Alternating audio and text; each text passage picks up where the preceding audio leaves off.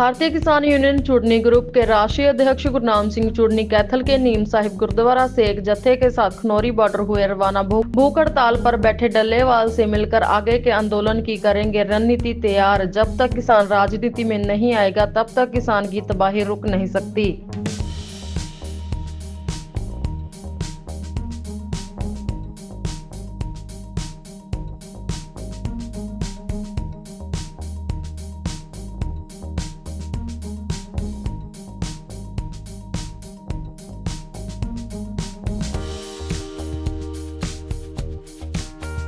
गुरुद्वारे में पहुंचे हो, किसानों के आंदोलन की एक हुंकार।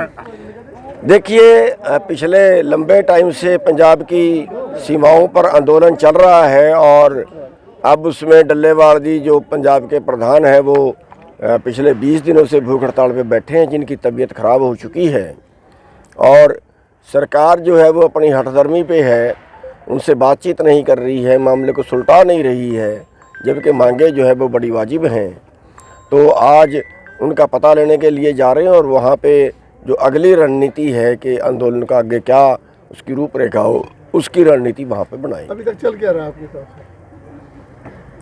चल तो जो रहा आपके सामने ही है कि जहाँ वो शंभू बॉर्डर है वहाँ पे लोग दिल्ली पैदल जाना चाहते हैं, वहाँ पे जो है आंसू गैस के गोले, पानी के फुहारे, वो सब कुछ उनको तो हो रहा है। 5-7 रोज़ फट्टड़ हो जाते हैं। और खनौरी बॉर्डर के ऊपर जो डल्लेवाल जी बैठे हैं, पिछले 20 दिनों से अनशन पे बैठे हैं, तो सरकार जो है वो टालम टोल कर रही है, बात भी नहीं करना चाहती और मामले को सुलटाना नहीं चाह रही है। तो हम ये सोच रहे हैं कि पूरा SKM इसमें किस तरह से शामिल हो, उस पर भी आज वहाँ पे चर्चा करेंगे। सब मिल के आंदोलन कैसे गुरनाम सिंह जी, सरकार देखिए, MSP जो है, जब देश में अनाज नहीं था तब MSP लागू की गई थी। MSP का मतलब होता है न्यूनतम मूल्य। आज न्यूनतम से 4 लाख करोड़ भारत के किसानों को कम मिल रहा है। सरकार का भी ऐसा मानना है, 4 लाख करोड़ न्यूनतम से भी कम मिल रहा है। अब न्यूनतम जो है उसमें न्यूनतम भी अगर किसी को ना मिले तो फिर आप समझ सकते हैं। और दूसरा, अगर मैं फिर महंगाई के हिसाब से आपके आगे आंकड़े रखूं, एक कर्मचारी की तनख्वाह 500 गुना बढ़ी है 1967 से आज तक, जब पहला जो है समर्थन मूल्य लागू हुआ। अगर हम नेताओं की करें तो 1000 गुना बढ़ चुकी है। अगर हम व्यापारियों की आमदन करें लाएँ तो इससे भी ज़्यादा बढ़ चुकी है, 1500 गुना, 2000 गुना बढ़ चुकी है। किसान के भाव तो 29 गुना ही बढ़े हैं। तो जो बाज़ार से वो ख़रीदते हैं, मान लिया उदाहरण के तौर पे कोई शादी करता है, सोना ख़रीदता है, 1970 में 2.5 क्विंटल गेहूं का 1 तोला सोना था, आज 30 क्विंटल गेहूं का 1 तोला सोना। मान लिया हम मकान बनाते हैं, मैं न्यूनतम की बात कर रहा हूँ कि न्यूनतम मिले तो, अभी तो न्यूनतम भी नहीं मिल रहा ना। और मान लिया हम शादी जो है मकान बनाते हैं, 1967 में 1 क्विंटल गेहूं की 1600 ईंट थी, आज 1 क्विंटल गेहूं की 300 ईंट है। कैसे हम बाजार का मुकाबला कर सकते हैं? चूड़नी जी, आंदोलन के दौरान नशा बढ़ गया है और आसपास के गांव से 700 लड़कियां गायब हो गई है, कैसे उस घटिया क्वालिटी के आदमी को मैं ये बता देना चाहता हूं कि बोलने से पहले आंकड़े दुरुस्त कर लेने चाहिए।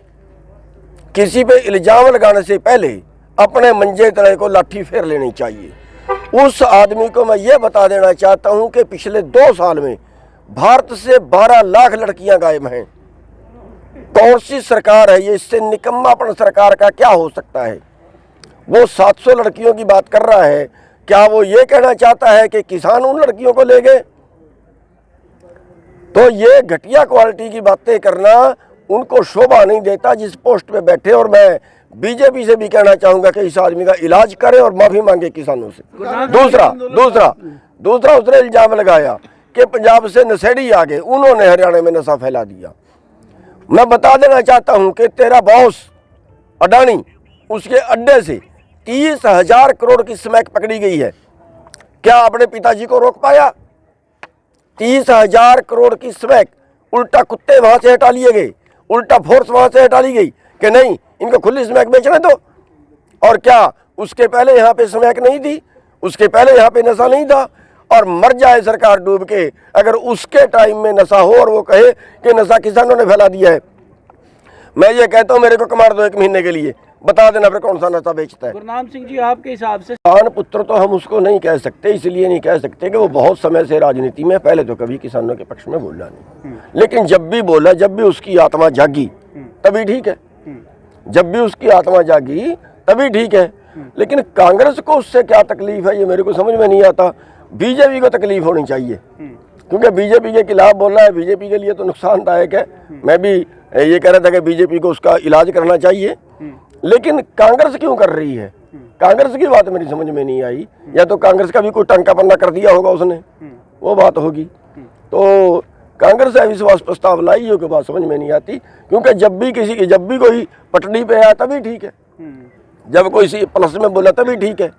और देश का किसान तो जो है वो दो जगह पे है, हम सोच नहीं रहे हैं। वो पेट भी भर रहा है, देश का पेट भी भर रहा है, और दूसरा वो सीमा भी संभाल रहा है, जो बहुत बड़ी बात है। क्या आज तक किसी करोड़पति का एक भी बेटा सीमा पे शहीद हुआ? क्या किसी नेता का एक भी बेटा सीमा पे शहीद हुआ? मलाई ये खा रहे हैं देश की। या तो खेत में काम करने वाला मर रहा है, आज जो है वो हर 32 मिनट में एक आदमी, एक किसान जो है वो सुसाइड कर लेता है। क्या किसी करोड़पति ने सुसाइड किया कर्जे में? नहीं किया। क्या किसी अधिकारी ने कर्जे में, अधिकारी पे तो कर्जा होता ही नहीं खैर, कभी किसी 20,000 करोड़ के कर्जे में किसी कंपनी वाले ने सुसाइड किया? 15 लाख करोड़ रुपया पिछले 10 सालों में कारपोरेट का माफ कर चुके हैं। ये अगर ये जो जिनकी गिनती 1% भी नहीं बनती, आधा % भी नहीं बनती, 0.1% बनती है, और देश का इतना बड़ा किसान 65% लोग, इनका अगर इतना पैसा माफ कर देते तो मैं कहता हूँ ये सारे बच जाते, एक भी आदमी सुसाइड नहीं करेगा। गुरनाम सिंह जी, देखिए अब ये तो दूसरे के ऊपर डालने वाली बात है। एक्चुअली क्या है कि प्रदेश सरकारों के पास उतना बजट नहीं है जिससे वो प्रदेश का माल खरीद ले। अब हरियाणा में तो बीजेपी की सरकार है, बीजेपी को फंडिंग सेंटर से आ जाती है। पंजाब में बीजेपी की नहीं है तो वहाँ से नहीं आएगी। जहाँ कांग्रेस का राज है वहाँ सेंट्रल गवर्नमेंट उसको हेल्प नहीं करेगी। कमाते हैं उनसे, देते नहीं हैं उनको, कमाते हैं। मैं उदाहरण देना चाहूँगा, हमने एक हल्दीराम वालों का होटल लुधियाना स्थित, वहाँ हम एक दिन गलती से चले गए, वहाँ पर हमने रोटी खाई, 4 फुलके और 1 प्लेट दाल, उसकी कीमत बनी 650। एक फुलका 60 रुपये का, 6 रुपये GST। 1 किलो आटे से जो है वो 30 फुलके बनते हैं। 180 रुपया तो 1 किलो आटे पे GST लगी, जो सेंट्रल सरकार को चली गई। कमाते हैं हमारे से, आटा तो हमारा था, हमारे आटे से 180 रुपये तो केंद्र सरकार GST लेगी, और हमें MSP देने से भी रोकते हैं। तो ये जो चीज़ें हैं, हाँ ठीक है कि हरियाणा के अंदर थोड़ा सा उनसे फालतू खरीद रहे हैं, लेकिन उसमें बजट भी तो सेंटर से आ जाता है। हरियाणा की कमाई भी तो है, पंजाब में आबादी 1.5 गुनी है, एरिया 1.5 गुना है, बजट हरियाणा का और पंजाब का बराबर है। हरियाणा में कमाई भी तो है भाई।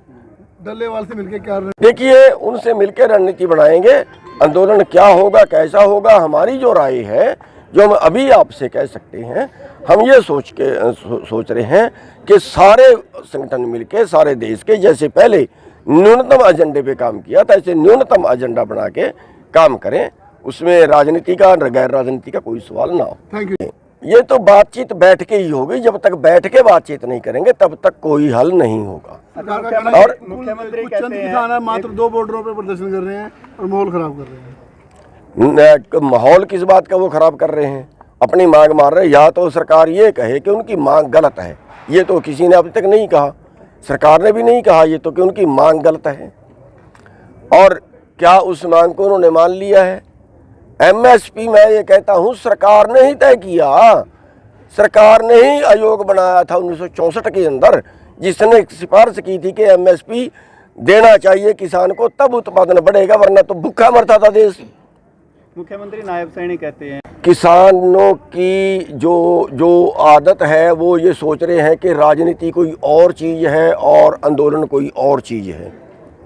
एक इनके मन में राजनेताओं ने वहम बांट दिया है और वो वहम का कोई इलाज हो नहीं पाया और यही इनकी बर्बादी का कारण है। और मैं लिख कर देता हूँ, आज मेरी बात को याद रखना, इतिहास में लिख लेना, जब तक किसान राजनीति में नहीं आएगा तब तक किसान की तबाही रुक नहीं सकती। प्रॉपर्टी बेचने और खरीदने के लिए संपर्क करें फेयर डील प्रॉपर्टीज।